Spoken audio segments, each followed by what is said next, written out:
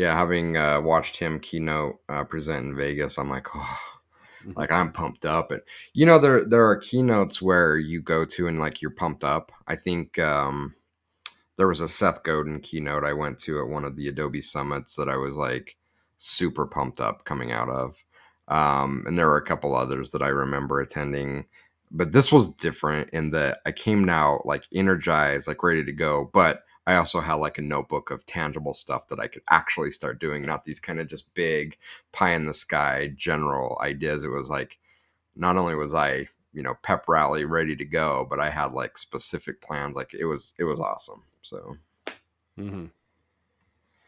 Yeah, looking forward to that. yeah, it should be good, and I think like those are the kind of the best ones where you do have like that feeling of like there's something specific I can use here, um, because it's easy to get hyped up about something. It's harder to actually move it forward, and it feels like our space. I mean, like every business has it, but I feel like our space is definitely has more than its fair share of um what's the word I'm looking for? It's not platitudes. Um but just like We like to celebrate ourselves a lot.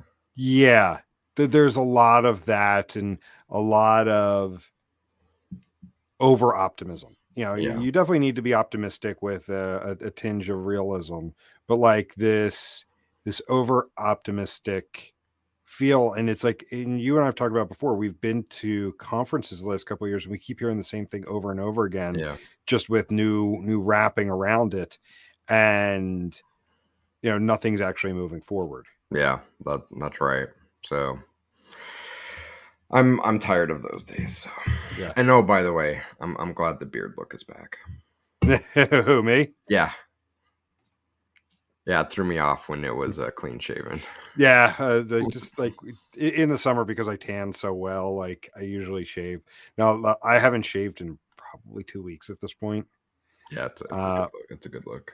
yeah, so a couple more beach days coming up. I'll probably shave just because, like, if not, like, it just creates these weird freaking tan lines. I hear you. I wouldn't know. I don't think I have a good facial shape for going clean shaven. So it's not just not gonna happen. Yeah. Yeah. But speaking of, about over optimistic sales pitches versus concrete steps to get things done. I want to continue on our theme of like the job of analytics and sustainable analytics that we've talked about the last couple episodes. But this time I want to focus on optimization techniques. Okay. So, what does a successful optimization program look like from your perspective? Oh man, lots to unpack here. Um, where to start? I guess I'll start on what an unsuccessful optimization program looks like, and then we can kind of backtrack into what companies that we're working with that are doing optimization really, really well are doing different from everybody else. I think similar to analytics, and we've had these discussions around the appearance of work. The George Costanza looking busy, running like you're running around with your I don't know, there's a lot going on. We talked about that in our last podcast that was published. I watched, and that's how a lot of optimization programs are ran as well. In that it's all about it, and it's funny because every single time I mention this on LinkedIn, there are always people that want to fight me on it. Well, there's lots of value to doing that. I'm like, if you're doing it for a reason, and what I'm talking about is just running tests to run tests, right? Like, well, we have to run 10 tests concurrently every month, and that's what success is. I'm like, that is stupid. If that is your strategy, you're dumb. That is a bad way to run optimization. And I talk about this a lot on LinkedIn, and inevitably there are people that jump in and is like, well, wait a minute, that can be a very useful strategy. And I agree. It's a useful strategy if you have a bigger idea of what you're trying to accomplish. But just to run tests is an absolute waste of time. And that's a hallmark of companies that are running low value, low output optimization programs, or just running tests to run tests. They're just making stuff up to run tests. and it's meaningless. The learnings are low or non-existent. But as we started out this conversation, there's a lot of platitudes to go around, patting themselves on the back. Oh, look how many tests we ran. We're so successful and doing cool stuff. No, not really. But no one's there to tell them that they're being dumb. And I think that's part of the problem. Another part of the problem is a lot of times optimization programs are run in isolation. Uh, Typically outside of analytics for sure, but often outside of user experience, product. And so it's just a component that's sitting out there kind of in the ether of the business, running optimization without being connected to anything else, which is, again, another hallmark of companies that are running poor analytics programs. And so, what are the companies that are doing it right look like? Well, they're running highly informed optimization programs, meaning that they're not just sticking their finger in the wind or saying, well, it would be cool to change this button from green to cornflower blue. We should swap this headline from the left rail to the right rail. Sure, like we should be thinking creatively about what may be meaningful changes, but the most successful optimization programs in the world are using data to inform their optimization roadmaps. We've talked about it. We have a wealth of data, but we're not using it. I think we talk about it on our website that we're data rich and insights poor. We have all this data, but we're not using it to inform things like our optimization programs. And we have all this behavioral data right at our fingertips that we can leverage to help inform the things that we should be testing. So, the companies that we work with that are absolutely elite in running optimization programs are using data to inform their testing programs. They are running a high volume of tests, and not every test is designed to massively move the needle. We talked about this. Oh, geez, how long ago did we have Todd Shaman from The Monitor on as a guest on one of our podcasts? It's been a while. It's been a It's been a while, long but time. I stole one of his lines from that podcast where he talked about that they don't call their optimization program an optimization or an A/B testing program. He said we call it a learning program. Like, oh, I love that. I am stealing that. And so it has become apparent that the most elite companies in the world running optimization programs see their optimization program not just as a way to uh, continually squeeze more margin or continually go, incremental improvement in conversion rates. They're primarily looking at their optimization program as a learning program, as a way to test assumptions and learn more about their consumers and the behavior that they're exhibiting. And I just love that. And again, looking at the elite companies, they have that in common. And finally, I would say the most successful optimization programs are also highly, highly integrated, not just with analytics, two ways: analytics informing testing and analytics being used to evaluate the effectiveness of testing, but it's seen as a tool that can be used by UX, by product, to help test their assumptions and inform their roadmaps as they're thinking about their product design.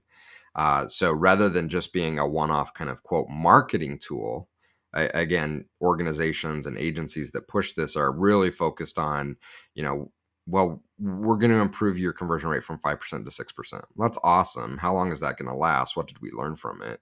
The most successful companies in the world are looking at it from we have a lot of assumptions, we have a lot of ideas, and oh, by the way, we have this incredible tool that we can test those out. And based on our learnings from that, we're going to use that to inform our product design and roadmap. That's where you see elite companies operating. So that was a mouthful, but that's kind of the view of here's what the worst companies are doing and here's what the most elite companies are doing from our experience. So I want to focus on something you brought up as part of that. You were talking about a lot of companies where they talk a lot about testing, but they're testing things of very little consequence. Changing one thing from one side of the page to the other, changing colors and of various calls to action. Are there certain things that the industry talks about when it comes to optimization that it's pushed out there as like these are the absolute techniques that you have to use to get your optimization program humming along, um, but they actually amount to nothing. Um, for sure, and I'm probably going to upset a lot of people. This is typically when you see optimization programs referred to as CRO, conversion rate optimization. Okay. Um, conversion rate optimization as a subject is very trendy in like the influencer space, in the uh, growth hacking space, which we haven't heard a lot of from the last couple of years, by the way. But these are like hacky techniques to squeeze more conversion rate out of your funnels, and sure, that is a component of optimization testing, but it's such a myopic view, and so much of the content, the overwhelming amount of content around optimization strategy is just this very myopic subset of what people call conversion rate optimization. And it is, again, just hyper focused on hacks and techniques to squeeze a few tenths of a percent gain in conversion rates. And that myopic view, from our experience, on a long enough time frame, always fails. But it's good to sell product and it's good to sell service. If you have that compelling story, it's like, wow, we can increase your conversion rate X% or X basis points. um, that resonates with buyers. But what you have to think about is the long-term sustainability of that program, and there's only so much you can squeeze out of that funnel before it's done. So there has to be something more than just taking a hacky approach to squeezing a few tenths of a percentage point gain. It's again much broader than that, and that's why I love going back to Todd's way of describing their program at the Monitor. That it's really more of a learning program than anything else. And oh, by the way, increased conversion rates, improved customer experiences, more informed product roadmaps are a result. But those things are, again, a result of running a proper program and not the strategy of running the program. What do you think are some of the causes of organizations not seeing the full potential of testing? Again, you're mentioning how it's disconnected. It's seen as this nice little thing to do. It's not something that could be integrated with product development, UX, and as seen as actually like a crucial component that could help drive their roadmap. I think it's the same problem that we see with almost every MarTech solution on the marketplace, or MarTech challenge. That is to say that more often than not, um, these challenges are looked at as technical challenges, when realistically, what's holding people back from seeing the true value really isn't a technology problem. There's lots of really strong technical solutions on the market, all of which can be leveraged to create amazing value, but only if you've addressed your people and process issues. And unfortunately, companies either do not have the experience or expertise to address that, or more often than not, they simply don't have the experience, or I guess I would better put it, they don't have the maturity to be able to say, we have a people and process problem that needs to be addressed. Let's just throw technology at it and that will solve the problem. But whether we're talking data analytics, optimization, personalization, predictive analytics, the number one reason that we're seeing today why companies are not getting the value out of these programs that they could is not because the technology is lacking. It's because they don't have the right people in place. Again, lack of expertise, lack of experience, lack of maturity, um, and or they don't have the right processes in place. And without the right processes in place, it becomes just chaotic, and people throwing stuff at the wall, seeing what sticks. You get the hippo mentality, the loudest voice in the room. The highest ranking executive is going to win the arguments, and rarely do those things produce any sort of meaningful value over the long term.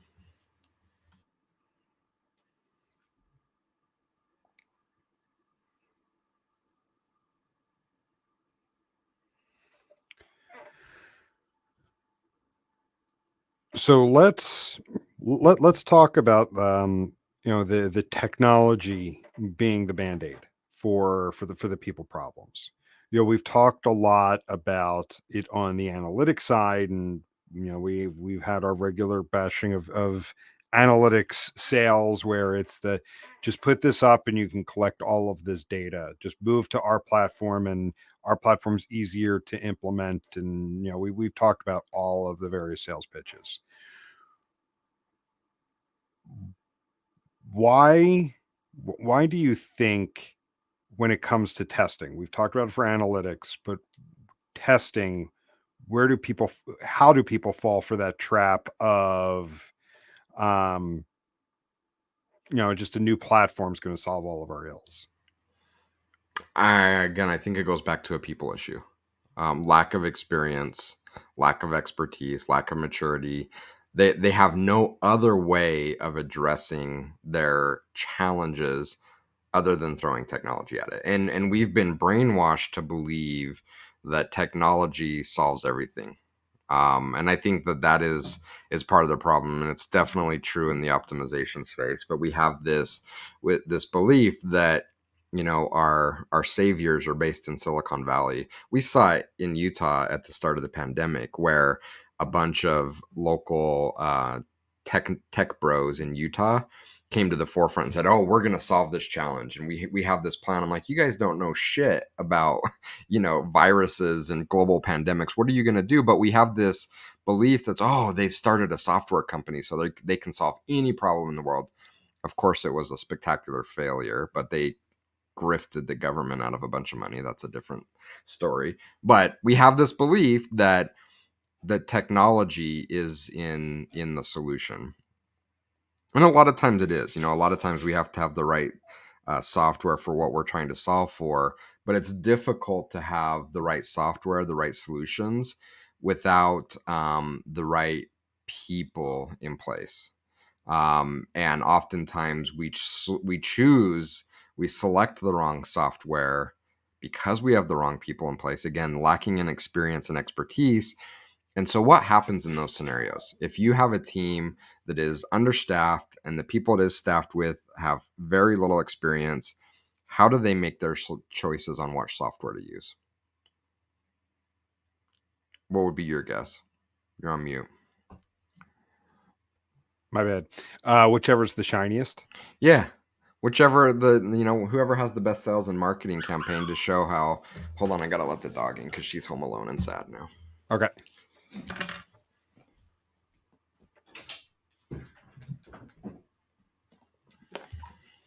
And she's gonna cry for a minute because my daughter's leaving.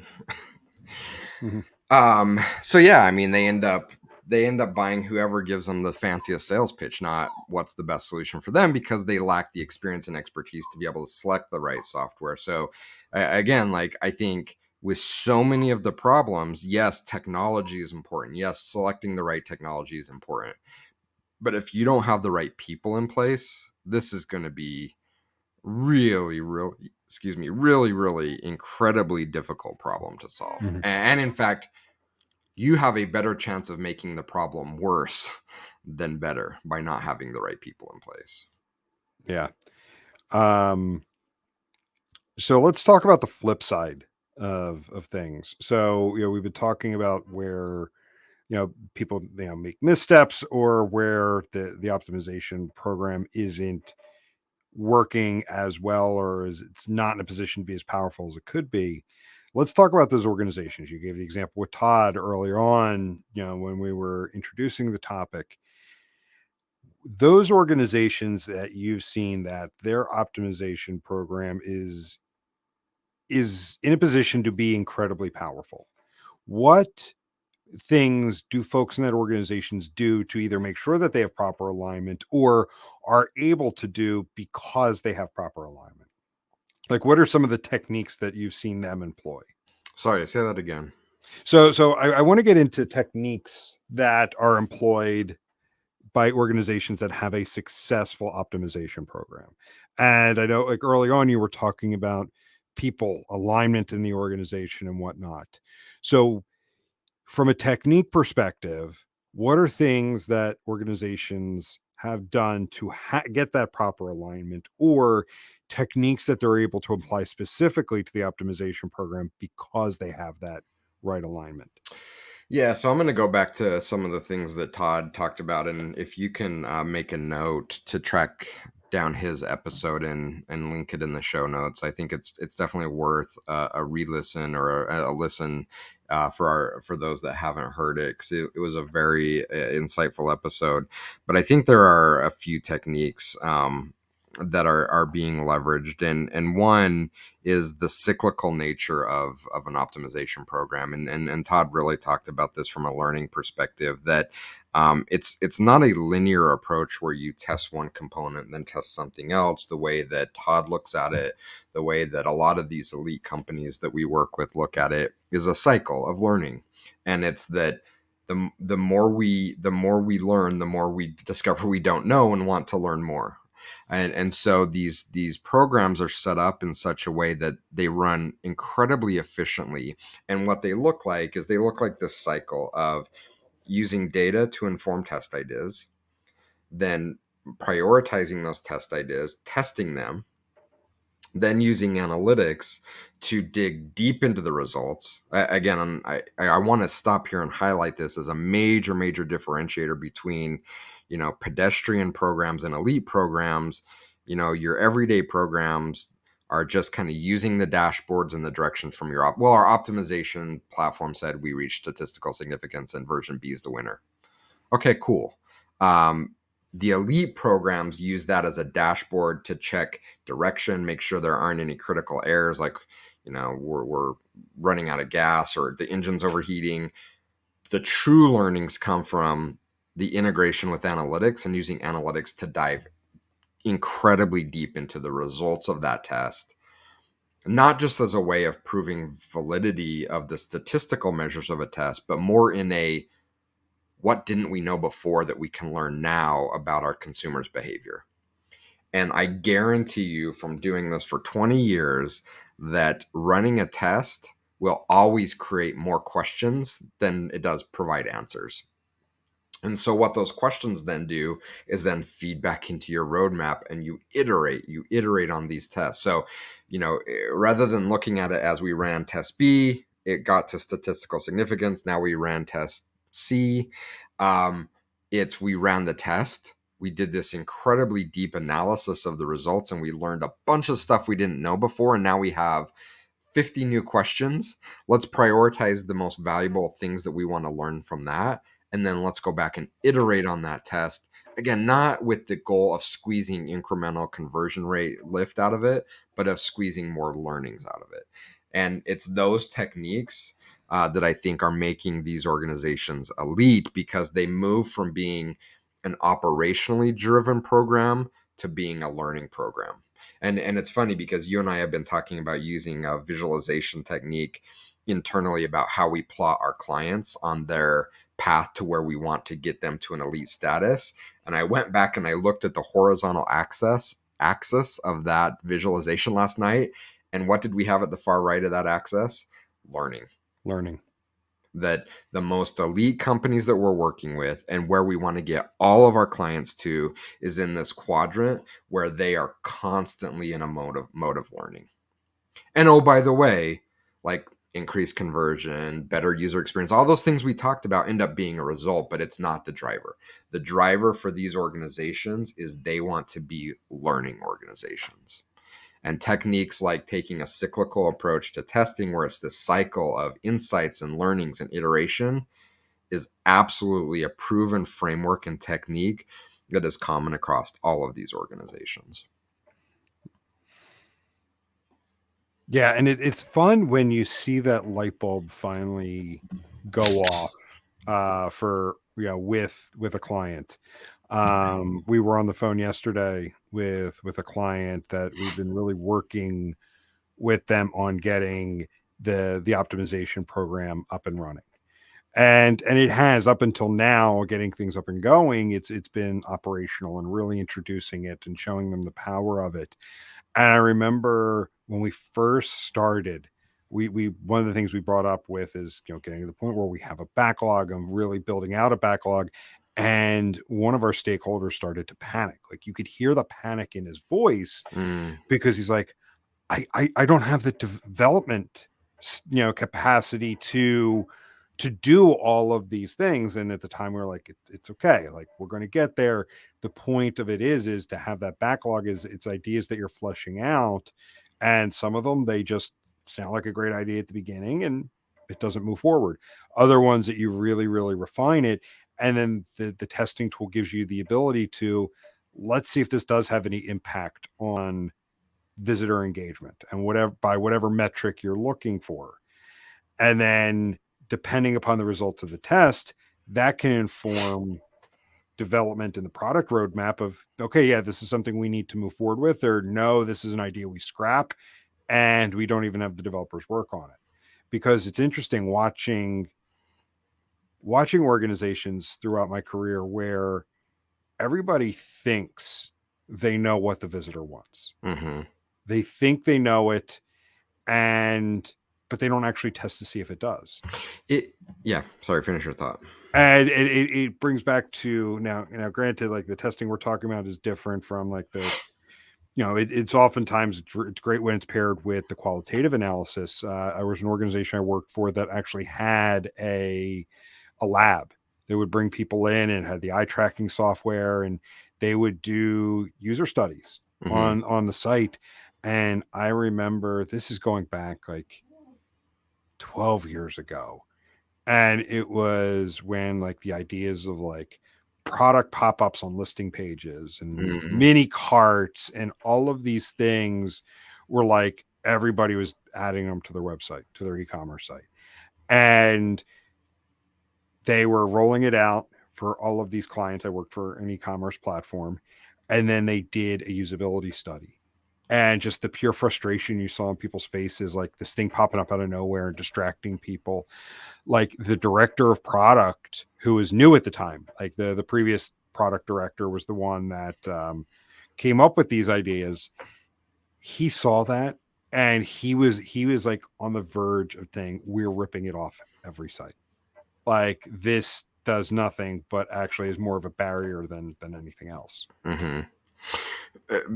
Back to how you kind of started that point. Do you see? And I can't remember the exact words that you said, but you said something like, "I don't have the development resources to support Mhm. something like that." Yeah. Whether we're talking about analytics or testing or really anything in this kind of martech ecosystem that we're talking about, do you see that as a potential indicator or red flag that these organizations are looking at their optimization program again as the appearance of work rather than it being a critical part of their business? Meaning, if optimization or analytics was seen as critical to the business, was a critical input into the product management component, that we wouldn't be having those discussions. I think about it all the time because I hear things like, yeah, we're not going to be able to get the dev team's time to build this data layer. Yeah, we can't get the devs team's Mhm. time to help create the hooks into our optimization program. It's just not on our priority list. I really want to say, and maybe I should start saying, well, wait a minute. Isn't aren't these components key inputs that are informing your product roadmap? Mhm. How are we not prioritizing this time? It is critical to our success. It's not a red flag in that sense. It was a red flag in the sense of going back to, like, we're going to come up with our product roadmap and we're going to build it out. We're not going to test to see what ideas are worth building out. We're going to build it out. So it's a red flag in the sense that it's not that they don't see the value in an optimization program. They think of it operationally, like you were talking about in the beginning, of, let's just move this here, let's just move that there, where instead of thinking of, like, what can I learn or what ideas are potentially valuable, they look at a testing backlog like they look at every other development backlog of, this is work I just have to get done, Yeah. instead of a key component to a successful optimization program being the ideation and hypothesis stage. What ideas, for changing or modifying the customer experience, What ideas do we have, and then which ones have legs?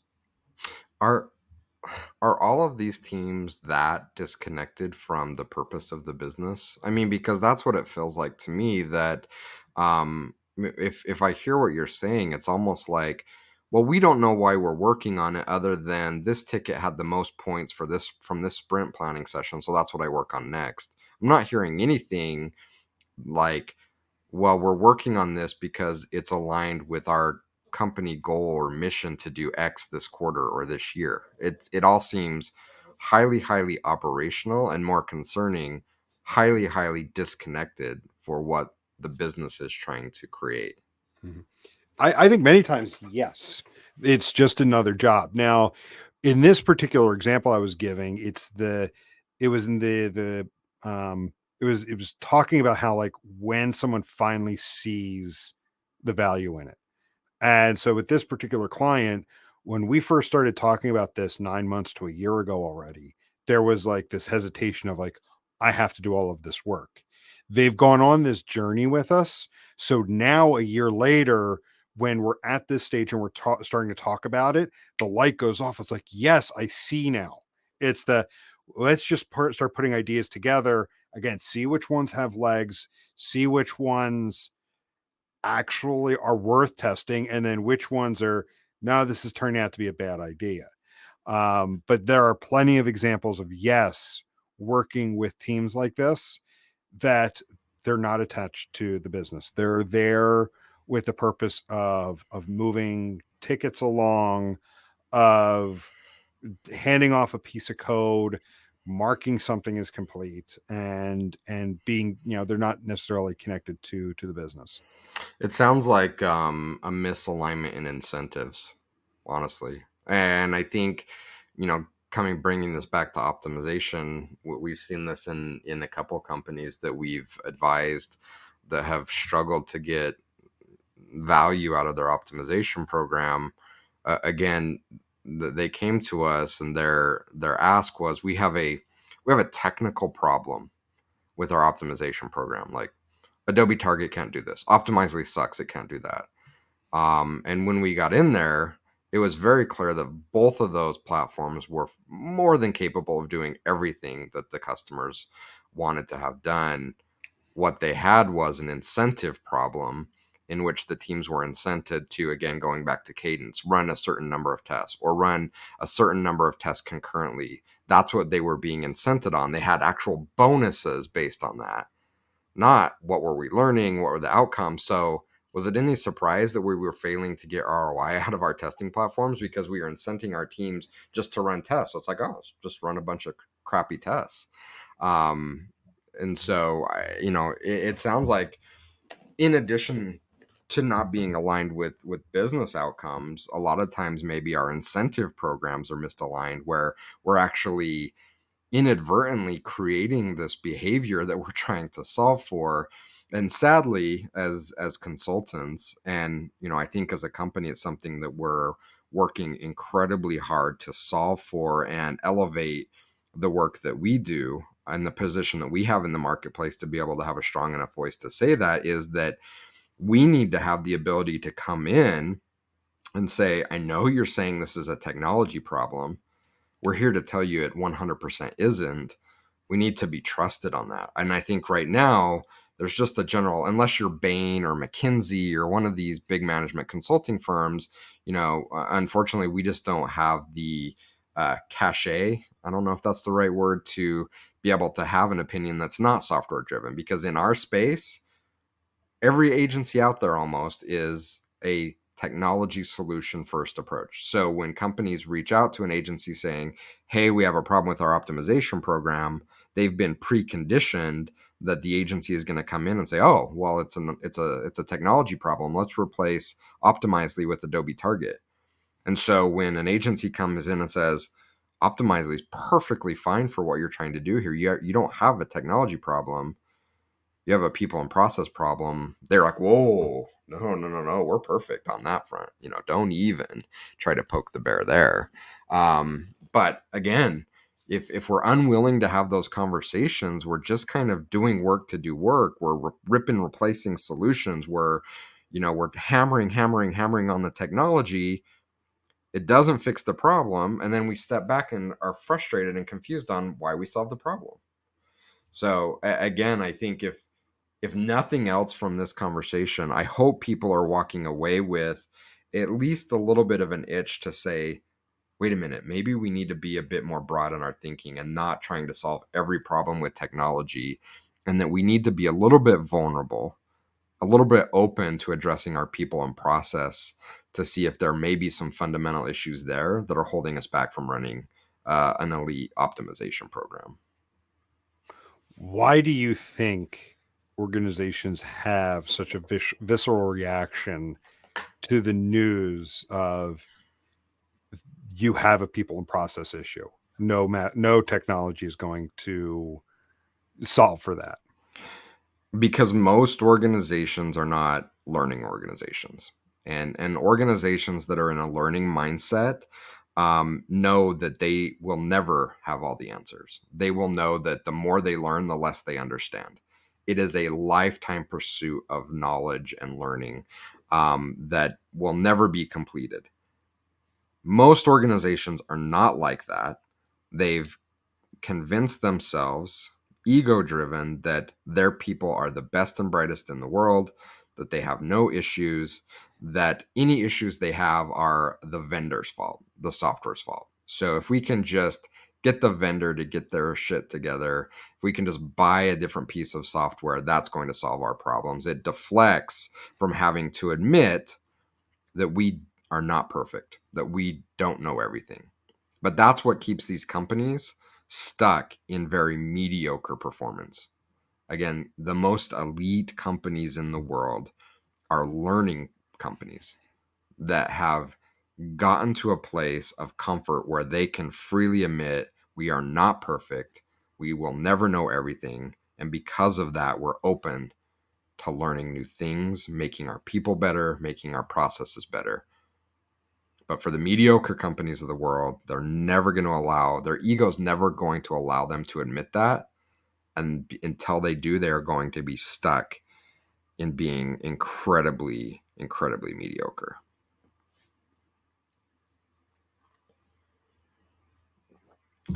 Let that hang there for a minute. Exactly.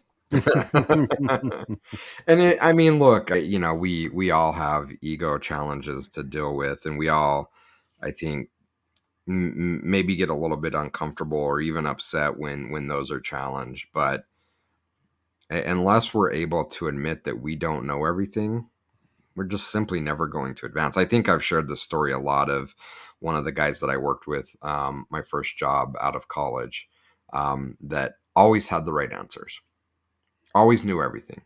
I'm like, you're 6 months removed from college, that you've never had any real world experience, and even times where he would say, "Hey, I'm having a problem. Can someone look at it?"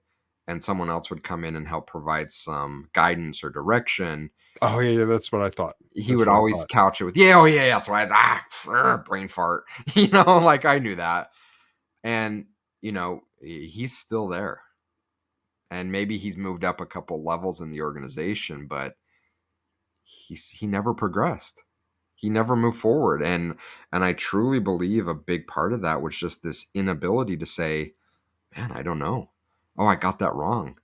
You know, I did this and I messed it up. What can I learn from that? Like, lacking the ability to do that has kept him frozen in place for 20 years. Wow. Makes me sad to think about, actually. Yeah, I would be too. So, Um, but yeah, I mean, this has been good. It did, I was. It's interesting. Like sometimes when I kind of have an idea of where I think our conversation will go, kind of focusing on maybe, like I don't want to say tips and tricks like that. That's hacky. mhm. But kind of like yeah, they take this approach or they do that. It usually it turns out we talk about something completely different. In this case, like having the right people, the right alignment, because then at that point things like the tool itself or specific steps become moot because you have the the right alignment enable, it really takes care of a lot of it. Yeah, absolutely. Yep, it's so critical. Yeah. Cool. Well, this has been good. So we'll go ahead and wrap up for now. And any closing thoughts? No, I mean, I think I want people to walk away with kind of challenging their assumptions and just maybe being a little bit vulnerable to having that discussion with themselves and saying, am I falling into that trap of blaming vendors, of blaming software? And do I need to be a little bit more open into evaluating myself and our larger people and process issues? Because I think if people are willing to do that, they will uncover a lifetime of learnings and refinements that can be done that were frozen in there and really holding them back. So that's what I would leave us with, is that's my challenge. If you've made it this far into the discussion, and I know that it was kind of centered around optimization, but this really holds true regardless of anything. You know, we don't even need to be talking about technology or testing or data or analytics or marketing. Anything you're doing, if you can challenge that ego component that keeps you from looking at people and process, I guarantee you that there's a wealth of eliteness that you can unlock if you're willing to be vulnerable and look at Damn it, I was on mute again. that. So I was just saying, like, that's a great place to wrap up. So on that note, we'll end it here, and we'll talk to everybody later. So, yep. Awesome. See ya.